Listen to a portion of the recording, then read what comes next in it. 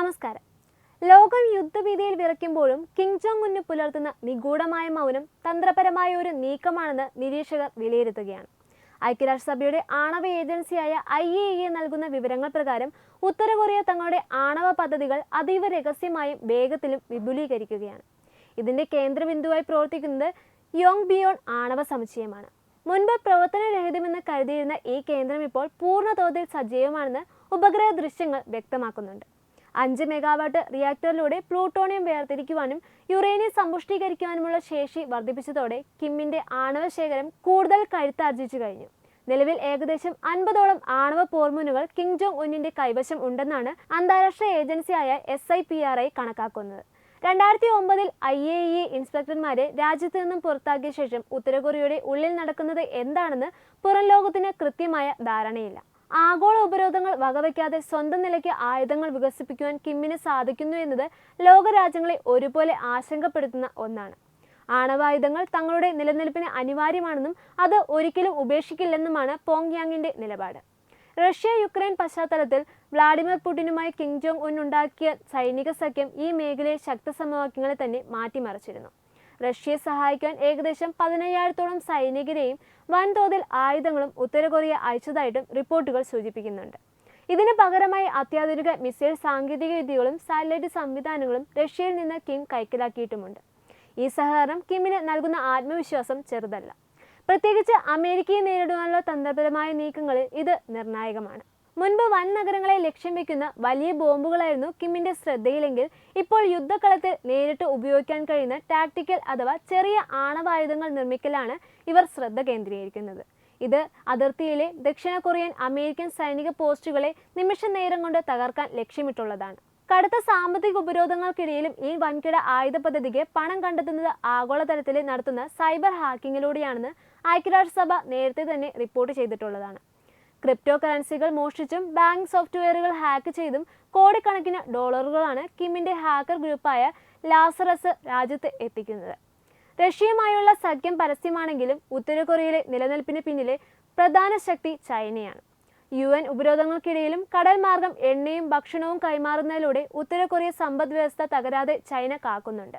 അമേരിക്കയെ മേഖലയിൽ തളച്ചിടുവാൻ Kim Jong ഉന്നിനെ ഒരു ആയുധമാക്കി ചൈന ഉപയോഗിക്കുന്നുണ്ട്. അമേരിക്കയുടെ ശ്രദ്ധയും സൈനിക ശക്തിയും എപ്പോഴും കൊറിയൻ ഉപദ്വീപിൽ തന്നെ നിലനിൽക്കുവാൻ ഉത്തര കൊറിയ ഒരു കാരണമാകുന്നുണ്ട്. ഉത്തര കൊറിയ ഇടയ്ക്കിടെ നടത്തുന്ന മിസൈൽ പരീക്ഷണങ്ങൾ അമേരിക്കയെയും സഖ്യകക്ഷികളെയും അവിടെ തന്നെ തളച്ചിടാൻ സഹായിക്കുന്നുണ്ട്.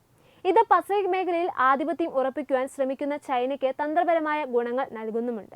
ഇറാൻ-ഇസ്രായേൽ സംഘർഷങ്ങളിലും പശ്ചിമേഷ്യൻ യുദ്ധങ്ങളിലും കിം ജോങ് ഉൻ പുലർത്തുന്ന ഈ നിഗൂഢ മൗനം യഥാർത്ഥത്തിൽ ഒരു ഒഴിഞ്ഞുമാറലല്ല, മറിച്ച് വളരെ കൃത്യമായ ഒരു തന്ത്രപരമായ നീക്കമാണ് ഇത്.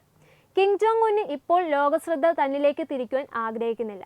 അമേരിക്കയും പാശ്ചാത്യ രാജ്യങ്ങളും പശ്ചിമേഷ്യയിലും യുക്രൈനിലും ശ്രദ്ധ കേന്ദ്രീകരിക്കുന്ന ഈ സമയം കിമ്മിന് സുവർണ അവസരമാണ്. ആരും ശ്രദ്ധിക്കാതെ തന്നെ തന്റെ ആണവായുധ ശേഖരം വർദ്ധിപ്പിക്കുവാനും യോങ്ബിയോണിലെ റിയാക്ടറുകൾ സജീവമാക്കുവാനും ഈ മൗനം കിമ്മിനെ സഹായിക്കുന്നുണ്ട്. കിം നേരിട്ട് പ്രസ്താവനകൾ നടത്തുന്നില്ലെങ്കിലും ഉത്തര കൊറിയയിൽ ആയുധങ്ങൾ ഈ യുദ്ധഭൂമിയിലേക്കെല്ലാം എത്തിക്കുന്ന റിപ്പോർട്ടുകളുമുണ്ട്. ഹമാസ് ഉപയോഗിച്ച പല ആയുധങ്ങളും, ഉദാഹരണത്തിന് F-7 റോക്കറ്റ് ലോഞ്ചറുകൾ ഉത്തര കൊറിയയിൽ നിന്ന് നിർമ്മിച്ചതാണെന്നും ആരോപണങ്ങളുണ്ട്. യുക്രൈൻ യുദ്ധത്തിനായി റഷ്യയ്ക്ക് ദശലക്ഷക്കണക്കിന് പീരങ്കി ഉണ്ടകളാണ് ഉത്തര കൊറിയയിൽ നൽകിയിട്ടുള്ളത്. പരസ്യമായി സംസാരിച്ചാൽ കൂടുതൽ ഉപരോധങ്ങൾ നേരിടേണ്ടി വരുമെന്നതിനാൽ സംസാരം കുറച്ച് കച്ചവടം കൂട്ടുക എന്ന തന്ത്രമാണ് കിം പയറ്റുന്നത്. അമേരിക്ക ഇപ്പോൾ 2 യുദ്ധമുഖങ്ങളിൽ കുടുങ്ങിക്കിടക്കുകയാണ്. കിം ഇപ്പോൾ പ്രകോപനം സൃഷ്ടിച്ചാൽ അമേരിക്കയ്ക്ക് അത് താങ്ങാൻ കഴിയില്ലെന്ന് അദ്ദേഹത്തിന് അറിയാം. എന്നാൽ പെട്ടെന്ന് മിണ്ടാതിരിക്കുന്നതിലൂടെ അമേരിക്കയെ സമ്മർദ്ദത്തിലാക്കുവാനും തന്റെ അടുത്ത നീക്കം എന്തായിരിക്കുമെന്ന് അവരെ കൊണ്ട് ചിന്തിപ്പിക്കുവാനും കിം ശ്രമിക്കുന്നുണ്ട്. റഷ്യയെ സഹായിക്കുന്നതിന് പകരമായി പുടിൻ കിമ്മിന് നൽകുന്നത് അതിനൂതനമായ മിസൈൽ സാറ്റലൈറ്റ് സാങ്കേതിക വിദ്യകളാണ്. ഈ ഇടപാടുകൾ പൂർത്തിയാക്കുവാൻ കിമ്മിന് സമയം ആവശ്യമാണ്. ലോകരാജ്യങ്ങൾ പശ്ചിമേഷ്യയിലെ യുദ്ധത്തിന് പിന്നാലെ പോകുമ്പോൾ കിം തന്റെ ICBM സാങ്കേതിക വിദ്യ പരീക്ഷിക്കുന്ന തിരക്കിലാണ്. ഉത്തര കൊറിയയുടെ പക്കലുള്ള ആണവായുധങ്ങൾ സാന്ദ്രത ഏറിയ നഗരങ്ങളിൽ പതിച്ചാൽ നിമിഷ നേരം കൊണ്ട് ലക്ഷക്കണക്കിന് ആളുകൾ കൊല്ലപ്പെടും. ആണവ സ്ഫോടനത്തെ അതിജീവിക്കുന്നത് റേഡിയേഷൻ മൂലം വർഷങ്ങളോളം മാരക രോഗങ്ങൾ പിടിപെടുകയും ജനിക്കാൻ പോകുന്ന തലമുറകളെപ്പോലും അത് ബാധിക്കുകയും ചെയ്യും. ആണവായുധങ്ങൾക്ക് പുറമെ ഉത്തര കൊറിയയുടെ പക്കൽ വലിയൊരു രാസ ആയുധ ശേഖരമുണ്ടെന്നും കരുതപ്പെടുന്നുണ്ട്. റെസിൻ, VX തുടങ്ങിയ മാരകവാദങ്ങൾ ഉപയോഗിച്ചാൽ അത് കാറ്റിലൂടെ പടർന്ന് വലിയൊരു ജനവിഭാഗത്തെ നിശബ്ദമായി കൊന്നൊടുക്കും. ഒരിക്കൽ ആണവായുധം പ്രയോഗിക്കപ്പെട്ടാൽ ഐക്യരാഷ്ട്രസഭയ്ക്കും മറ്റ് അന്താരാഷ്ട്ര സമാധാന ഏജൻസികൾക്കും ലോകത്തിനു മേലുള്ള നിയന്ത്രണം നഷ്ടപ്പെടും. ഒരു ചെറിയ പ്രകോപനം പോലും ഒരു ചെറിയ ചെയിൻ റിയാക്ഷൻ പോലെ പടരുകയും അത് മനുഷ്യരാജ്യത്തിലെ തന്നെ ഏറ്റവും ഇരുണ്ട കാലഘട്ടത്തിന് തുടക്കമാവുകയും ചെയ്യും. അതുകൊണ്ട് തന്നെയാണ് കിം ജോങ് ഉന്നിന്റെ ഓരോ ചെറിയ നീക്കത്തെയും ലോകരാജ്യങ്ങൾ ഇത്രയും ഭയത്തോടെ വീക്ഷിക്കുന്നത്. ചൈന വഴി ഉത്തര കൊറിയ ഇറാനെ സഹായിച്ചിരുന്നു എന്ന നിരീക്ഷണം വളരെ ശക്തമാണ്. ചരിത്രപരമായി നോക്കിയാൽ ഉത്തര കൊറിയൻ മിസൈൽ സാങ്കേതികവിദ്യ ഇറാന്റെ ഷഹാബ് മിസൈലുകളുടെ വികസനത്തിൽ വലിയ പങ്കുകളുണ്ട്. സമാധാന ചർച്ചകൾ പരാജയപ്പെടുകയും ഇസ്രായേലോ അമേരിക്കയോ ഇറാന് നേരെ വലിയ നീക്കങ്ങൾ നടത്തുകയും ചെയ്താൽ ഇറാൻ കൂടുതൽ ആയുധങ്ങൾക്കായി ഉത്തര കൊറിയയെ സമീപിച്ചേക്കാം. ചൈന നേരിട്ട് ആയുധങ്ങൾ നൽകിയാൽ അത് വലിയ ആഗോള പ്രത്യാഘാതങ്ങൾ ഉണ്ടാക്കുമെന്നതിനാൽ ചൈനയുടെ മൗനാനുവാദത്തോടെ ഉത്തര കൊറിയൻ ആയുധങ്ങൾ ഇറാന്റെ കൈകളിൽ എത്തിയേക്കാം. ഡ്രോണുകൾ, ബാലിസ്റ്റിക് മിസൈലുകൾ, അന്തർവാഹിനികൾ, സാങ്കേതികവിദ്യ എന്നിവ ഇതിൽ ഉൾപ്പെടുന്നുണ്ട്. നേരിട്ടുള്ള ഒരു സൈനിക ഇടപെടലിന് ഉത്തര കൊറിയ തയ്യാറാകാൻ സാധ്യത കുറവാണ്. എന്നാൽ നിഴൽ യുദ്ധത്തിൽ അവർ മുൻനിരയിൽ ഉണ്ടാകും. യുക്രൈൻ യുദ്ധത്തിൽ റഷ്യയെ സഹായിക്കുവാൻ സൈന്യത്തെ അയച്ചതുപോലെ ഇറാന്റെ സൈനികരെ പരിശീലിപ്പിക്കുവാനോ സാങ്കേതിക സഹായം നൽകുവാനോ കിം ജോങ് ഉൻ തയ്യാറായേക്കാം എന്നതും വഴിയാണ്. ഇതുവഴി വൻതോതിൽ പണം സമ്പാദിക്കുവാനും തന്റെ ആയുധങ്ങളുടെ പ്രേരശേഷി പരീക്ഷിക്കുവാനും കിമ്മിന് സാധിക്കും. സമാധാന ചർച്ചകൾ പരാജയപ്പെടുന്നത് ലോകമെമ്പാടുമുള്ള രാജ്യങ്ങൾ കൂടുതൽ ആയുധങ്ങൾ വാങ്ങിക്കൂട്ടുവാൻ കാരണമാകും. ഇറാൻ ആണവായുധം നിർമ്മിക്കുവാൻ ശ്രമിച്ചാൽ സൗദി അറേബ്യ ഉൾപ്പെടെയുള്ള രാജ്യങ്ങളും അതേ പാത പിന്തുടരും. ഈ സാഹചര്യം ഉത്തര കൊറിയയ്ക്ക് ഒരു ബ്ലാക്ക് മാർക്കറ്റ് തുറന്നു കൊടുക്കുകയാണ്. ആണവ സാങ്കേതികവിദ്യ രഹസ്യമായി കൈമാറാൻ കിം തയ്യാറായേക്കാം എന്നത് ലോകം ഏറ്റവും കൂടുതൽ ഭയപ്പെടുന്ന കാര്യമാണ്. അയൽ രാജ്യമായ ദക്ഷിണ കൊറിയ ഈ നീക്കങ്ങളെ അതീവ ജാഗ്രതയോടെയാണ് കാണുന്നത്. വടക്കൻ ഭീഷണി നേരിടാനായി സ്വന്തമായി ആണവോർജ്ജത്തിനായി പ്രവർത്തിക്കുന്ന അന്തർവാഹിനികൾ നിർമ്മിക്കുവാനുള്ള നീക്കങ്ങൾ ദക്ഷിണ കൊറിയ ആരംഭിച്ചു കഴിഞ്ഞു. ഇത് കൊറിയൻ ഉപദ്വീപിൽ ഒരു പുതിയ ആയുധ മത്സരത്തിന് തുടക്കമിട്ടിരിക്കുകയാണ്. ചൈനയും റഷ്യയും ഉത്തര കൊറിയയ്ക്ക് നൽകുന്ന പരോക്ഷ പിന്തുണ കൂടി കണക്കിലെടുക്കുമ്പോൾ കിമ്മിന്റെ ഈ തന്ത്രപരമായ മൗനം ലോകം കാത്തിരിക്കുന്ന വലിയൊരു സൈനിക പ്രത്യാക്രമണത്തിന്റെ സൂചനയാണോ എന്ന് ലോകം ഭയക്കുന്നുണ്ട്.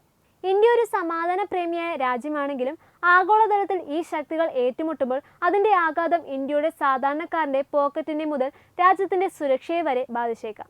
അതുകൊണ്ടാണ് ഇന്ത്യ എപ്പോഴും ഇത്തരം വിഷയങ്ങളിൽ ചർച്ചകളിലൂടെ സമാധാനത്തിനായി വാദിക്കുന്നത്. നമ്മുടെ രാജ്യം ഈ പ്രതിസന്ധിയെ അതിജീവിക്കാൻ മറ്റു രാജ്യങ്ങളെ ആശ്രയിക്കാതെ തന്നെ കൂടുതൽ സ്വയം പര്യാപ്തത കൈവരിക്കേണ്ടതുണ്ട്. അതേസമയം സമാധാന ചർച്ചകൾ പരാജയപ്പെട്ടാൽ ലോകം വീണ്ടും രണ്ട് ചേരികളായി തിരിയും. ഒരു വശത്ത് അമേരിക്കയും സഖ്യകക്ഷികളും, മറുവശത്ത് റഷ്യ, ചൈന പിന്തുണയോടെ ഇറാനും ഉത്തര കൊറിയയും. ഉത്തര കൊറിയ ഈ യുദ്ധത്തിൽ നേരിട്ട് തോക്കെടുത്ത് മുൻനിരയിൽ വന്നില്ലെങ്കിലും ഇറാന് ആവശ്യമായ ആയുധങ്ങളും സാങ്കേതികവിദ്യയും നൽകുന്ന ഗ്ലോബൽ വെപ്പൺ ഫാക്ടറിയായി അവർ മാറും. ന്യൂസ് ഡെസ്ക് തത്വമൈ ന്യൂസ്. വിട്ടുവീഴ്ചയില്ലാത്ത നിലപാടുകളുമായി ദേശീയതയുടെയും സമാജത്തിൻ്റെയും ശാക്തീകരണത്തിനു വേണ്ടി തത്വമയിയുടെ ജൈത്രയാത്ര തുടരുകയാണ്. യൂട്യൂബിൽ മാത്രം തത്വമയിക്ക് 10 ലക്ഷം സബ്സ്ക്രൈബേഴ്സിലേക്ക് എത്താൻ ഏതാനും ചുവടുകൾ മാത്രമാണ് ബാക്കി. മറ്റ് സോഷ്യൽ മീഡിയ പ്ലാറ്റ്ഫോമുകളിലും തത്വമയിയുടെ നിറസാന്നിധ്യം തുടരുകയാണ്. ഈ അവസരത്തിൽ ഞങ്ങൾക്ക് നിങ്ങളോടുള്ള അഭ്യർത്ഥന ഞങ്ങളോടൊപ്പം നിൽക്കുക എന്നുള്ളതാണ്. നിങ്ങൾ ഉപയോഗിക്കുന്ന ഏത് സോഷ്യൽ മീഡിയ പ്ലാറ്റ്ഫോം ആണെങ്കിലും ഞങ്ങളുടെ വരിക്കാരാകുക, ഞങ്ങളെ സബ്സ്ക്രൈബ് ചെയ്യുക, നിങ്ങളുടെ സുഹൃത്തുക്കളിലേക്ക് തത്വമയിയുടെ ഈ സന്ദേശം പ്രചരിപ്പിക്കുക. ഞങ്ങളോടൊപ്പം നിൽക്കൂ, രാഷ്ട്രത്തോടൊപ്പം നിൽക്കൂ, ദേശീയതയ്ക്കൊപ്പം സഞ്ചരിക്കൂ.